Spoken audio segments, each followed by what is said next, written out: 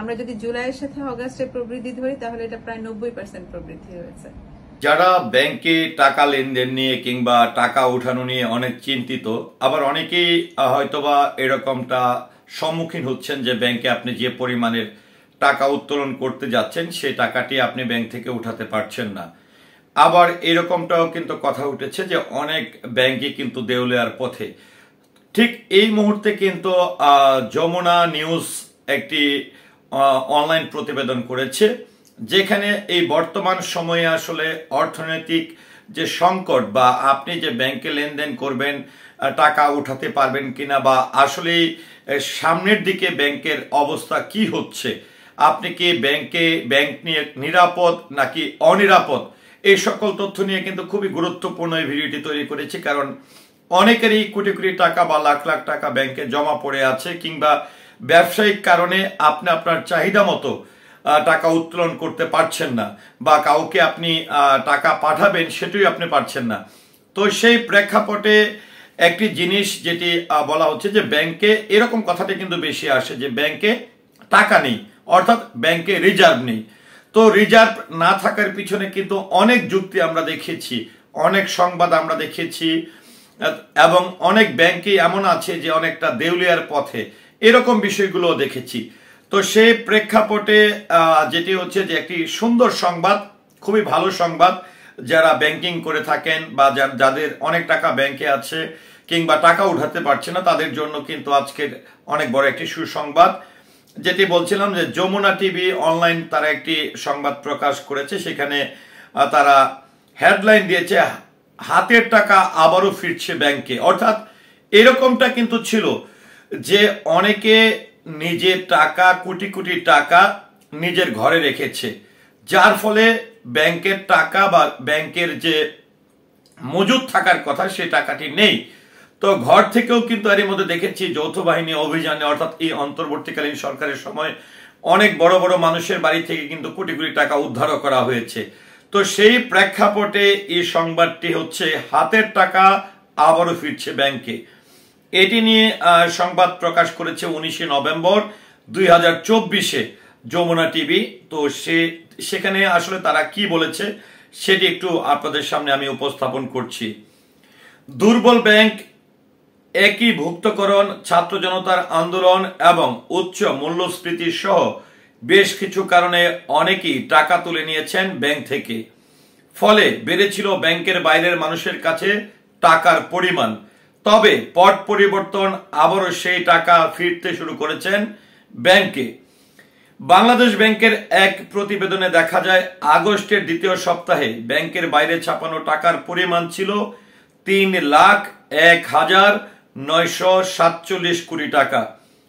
October শেষে সেই টাকার পরিমাণ দাঁড়িয়েছে 2,79,344 কোটি টাকা।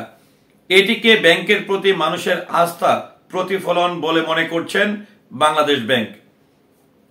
বিষয়টি নিয়ে বাংলাদেশ ব্যাংকের নির্বাহী পরিচালক হোসনে আরা শিখা বলেন, জুলাইয়ের পর 3 লাখ কোটি টাকা ব্যাংকের বাইরে ছিল। অর্থাৎ এই জুলাইয়ের পরে মানুষের ঘরে ঘরে কিন্তু 3 লাখ কোটি টাকা মানুষের ঘরে ঘরে ছিল, কেউ কিন্তু ব্যাংকে টাকা জমা রাখেনি, যার ফলে এই ব্যাংকগুলোতে বিশাল পরিমাণের ঘাটতি দেখা দিয়েছে। যারা ছোট ছোট লেনদেন করতে গেছে তারাও সমস্যার সম্মুখীন হয়েছেন। অক্টোবরে ব্যাংকে ঢুকেছে 21,000 কোটি টাকার বেশি। ফলে ব্যাংকের প্রতি মানুষের আস্থা নেই সেটি বলা যাবে না। মানুষের হাতে টাকা আবারও ব্যাংকে রাখছে, অর্থাৎ মানুষের হাতের টাকা ঘরে রাখা বা ঘরে জমানো টাকা যেগুলো উঠিয়ে রেখেছিল সেগুলো আবারও মানুষ ব্যাংকে রাখা শুরু করেছে।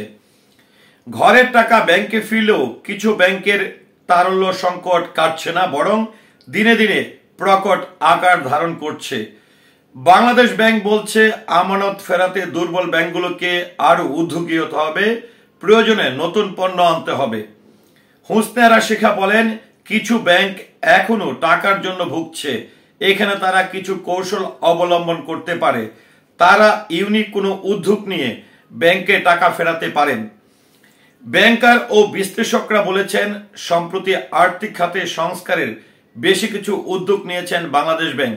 মানে বেশ কিছু উদ্যোগ, এই যে ব্যাংকগুলো অর্থনৈতিকভাবে সংকটে আছে তাদের এই সংকট কাটিয়ে তোলার জন্য বাংলাদেশ ব্যাংক বেশ কিছু উদ্যোগ গ্রহণ করেছেন। ফলে বন্ধ হয়েছে লুটপাট ও অর্থ পাচার, যে কারণে ব্যাংকের প্রতি মানুষের আস্থা বেড়েছে বলে মনে করেন তারা। তবে এটি অব্যাহত রাখতে ব্যাংকিং খাতে সুশাসন আরও জোরদার করার পরামর্শ দিয়েছেন তারা। বিষয়টি নিয়ে সিটিজেন ব্যাংকের ব্যবস্থাপক পরিচালক মোহাম্মদ মাসুম বলেন, মানুষের মধ্যে বিশ্বাস তৈরি হয়েছে, দেশে এখন লুটেরা নেই। তারা বিশ্বাস করত ব্যাংকে টাকা রাখার জন্য নিরাপদ। তবে আগের বেশ কিছু ঘটনায় মানুষ ব্যাংকের উপর আস্থা হারিয়ে ফেলে, সেই আস্থা আবার ফিরতে শুরু করেছে, সেজন্য ব্যাংকের টাকা ফিরছে। অগ্রণী ব্যাংকের চেয়ারম্যান সৈয়দ আবু নাসের বখতিয়ার আহমেদ বলেন, গত 15 বছরে পুকুর, সাগর ও সাগর চুরি হয়েছে। সেই চুরির টাকা আবার দেশে রাখা হতো না, চলে যেত বাইরে। ফলে মানুষ ব্যাংকে টাকা রাখতে অনিরাপদ ভেবে সেগুলো তুলে নিয়েছিল। পট পরিবর্তনের পর কিছু ইতিবাচক ঘোষণায় মানুষ ভরসা করছে ব্যাংকে।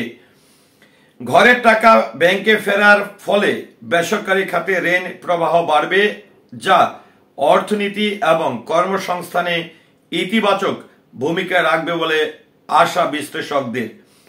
তো যে বিষয়টি আসলে বলা হয়েছে যে হঠাৎ করে আমরা যদি বলতে চাই যে এই 5ই আগস্টে গণ অভ্যুত্থানের আগে কিংবা অতীতে আমরা শুনেছি যে প্রচুর পরিমাণে টাকা লোন দেওয়া হয়েছে। যদি এখানে প্রসঙ্গ টেনে নিয়ে আসা হয় এস আলম, এরকম নামে বেনামে মিথ্যা বিভিন্নভাবে ব্যাংক থেকে কোটি কোটি টাকা, হাজার হাজার কোটি টাকা ব্যাংক লোন করে নিয়েছে, যার ফলে সাধারণ মানুষ যারা অল্প পরিসরের ব্যাংকিং করেন তারা কিন্তু বিশাল সমস্যায় পড়ে গিয়েছিল।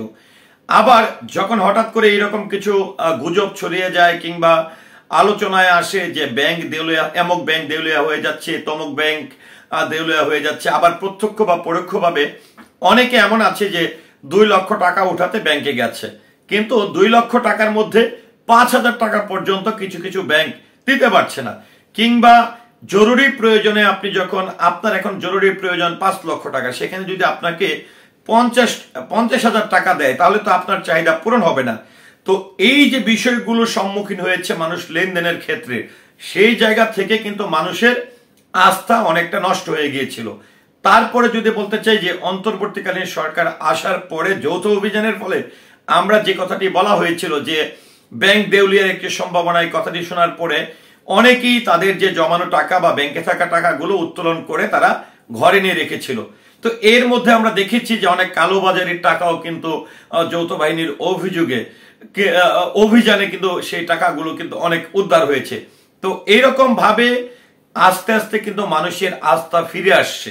এবং যেহেতু এখন অন্তর্বর্তীকালীন সরকার, যেটি বলা হচ্ছে এখানে 2 জন ব্যাংকের চেয়ারম্যানের সাক্ষাৎকারও কিন্তু এখানে প্রদান করা হয়েছে, বা বাংলাদেশ ব্যাংকের যিনি মুখপাত্র তিনিও বলেছেন যে মানুষের আবারও আস্থা ফিরে আসা শুরু করেছেন এবং তারা যে ঘরে যে টাকাগুলো জমিয়ে রেখেছিল, অগ্রিম জমিয়ে রেখেছিল প্রয়োজনের চেয়ে অধিক পরিমাণের, সেই টাকাগুলো আস্তে আস্তে ব্যাংকে জমা পড়ছে। এতে করে আস্তে আস্তে ব্যাংকের ঘাটতিগুলো দূর হচ্ছে। তো ভিউয়ার্স, এ নিয়ে আপনার মন্তব্য কি, আশা করছি কমেন্টের মাধ্যমে জানাবেন। সেই সাথে পুরো ভিডিওটির সঙ্গে থাকার জন্য অসংখ্য ধন্যবাদ। আসসালামু আলাইকুম।